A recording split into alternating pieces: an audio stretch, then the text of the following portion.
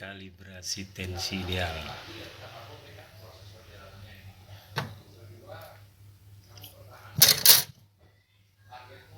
Menggunakan potongan senar supaya dudukan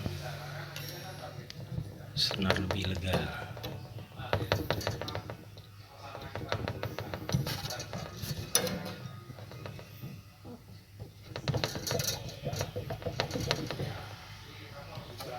Menghindari agar tidak terlalu dalam.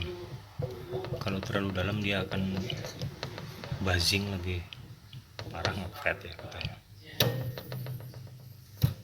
Kita coba suara hasil kalibrasi tensi dengan ukuran 010.